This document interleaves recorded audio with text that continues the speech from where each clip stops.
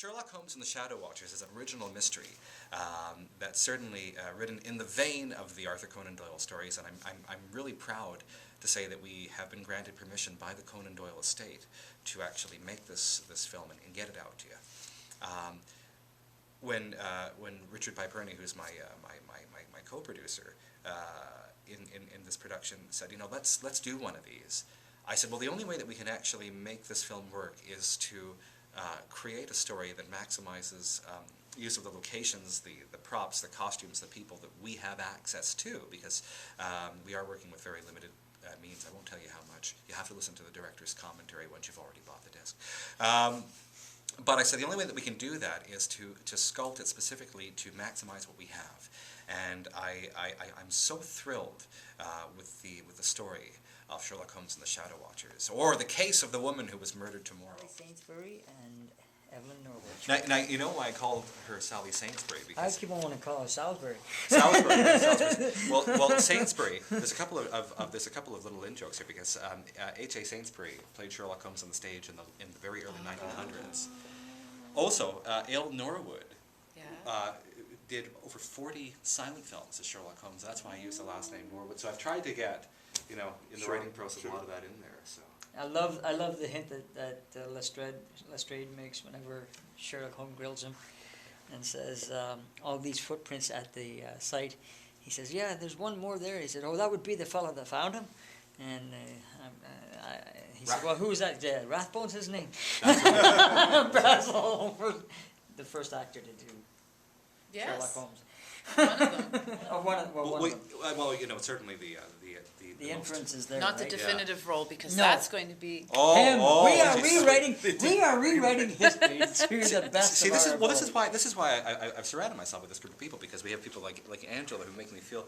I can honestly say that for the three roles here, Evelyn Norwood, Inspector Lestrade, and Dr. Watson, I wrote these versions, these characters specifically with you in mind.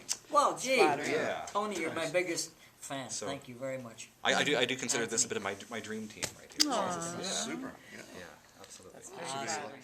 I've actually got a bit of an extended history with Sherlock Holmes. When I was in my very late teens, I played Sherlock Holmes on radio. Commercial radio, actually, in Montreal for a series of original stories, and then we did a very small, terrible, real community television series of teleplays, and a couple of stage appearances here and there, because I've always loved the character Sherlock Holmes ever since I was a teenager.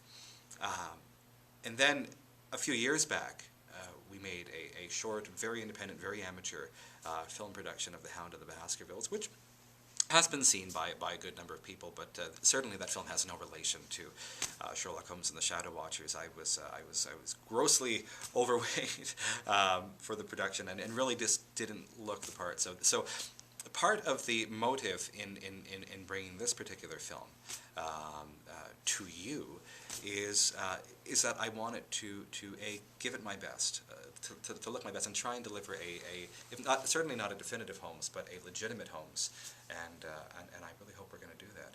And you're a little bit frustrated with that? Well, yeah, and I've tried. Sorry. I'm sorry. I was just going to say that, but that isn't obviously reading the stories. That isn't the first time that he does this. Oh no. And this is something that's always amazed me, is the fact that Lestrade always goes to Holmes. To Holmes. But for some reason, Lestrade still seems to be able to maintain a career. Oh, as an inspector, you can't do much else. I mean, his career is obviously on the back of Holmes.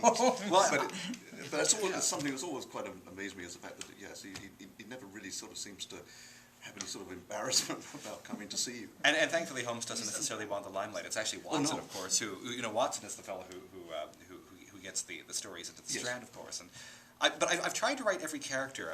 We were talking off camera a moment ago about Evelyn Norwood. I'm actually trying or I tried in the script to flesh out his character, because it's so easy to go one-dimensional and the Calabash, the Deerstalker, and that's a Sherlock Holmes mystery. Well, no, we're trying to create characters that that are living and breathing. Well, I've done a variety of things. I've done some Shakespeare, which I really enjoyed. I like comedy. I've played men a lot, because there's never enough men. No one wants to dress up in tights. Not if they're men. The women don't mind. I've also done, I like murder mysteries. I've done local theater here in Kingston, community theater.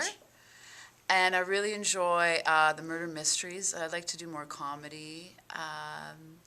I've done commercials. I've done stuff at Kojiko, live shows, call-in shows, things like that. So I've done a variety of things. And I'd like to do this very much, to act. Well, I see Evelyn as a woman with a past in sort of the opposite way. She is a prostitute, but she was a lady. And for circumstances beyond her control, she had to abandon that way of life and take on a different one. So she's a woman of conflict because she grew up to be a true lady, and now she is put in the horror dichotomy. I guess my idea would be that the audience would have an idea what it was like to be a woman back in those times and how difficult it was. There were so few options for women. They were either the property of men, they were daughters, or they were wives, but they didn't have an occupation. There was nowhere for them to go once they had no money of their own. They couldn't have jobs except governesses, working in shops, very limited lifestyle resources. So I would like to have the modern women and the modern men sort of see that how much women have come since then, and perhaps feel compassion for women's choices and the limitations that they had. Also, I think the important. I think there's a very strong importance or emphasis on the relationship between Holmes and Watson, because it's more than just, well, what do you think, Holmes? Well, Watson, yes. It's a friendship, because they are fellow lodgers, and of course there is a relationship that's grown there. Yeah. Right, and there's a couple of points there where you've given Watson. He's come up with something that Holmes is quite pleased that he has noticed that Holmes has missed. So Excuse me. yeah, I like the way the relationship. I think the relationship in the books again is far closer than it is, and that's been portrayed in the movies. You've got Holmes, who's the brilliant one, and you've got Watson, who's a bumbling idiot. Well, not idiot, but just always bumbling. But Well, I mean, The Watson's bumbling a man of sidekick, action. for lack of a exactly, better word. yeah. And and that's that's not really. I don't find that in the stories. No. I'm a little apprehensive because it is my first movie. It'd be interesting to see how my theatrical skills relate to movie skills. I know it's a lot different, so I'm looking forward to it as a learning process. So that's going to be very, very interesting. I think, well, first of all, Watson and obviously Holmes have this wonderful friendship, and I don't think that Watson is the buffoon that has been shown on movies before, simply because I think Holmes relies on him so much. Watson is the foundation. Holmes can go off and do all these eccentric and crazy things, brilliant mind, but he still has to come back. He still has to be brought back to earth by Watson. I was going somewhere. You can edit this, right? So Watson, I mean, he's a doctor, for heaven's sake. So he's not a foolish and bumbling man. He's a very bright man, but he's just not Holmes. He's just a different, has a different intellect. as I've been reading the stories, I've often seen Dr. Watson evolve,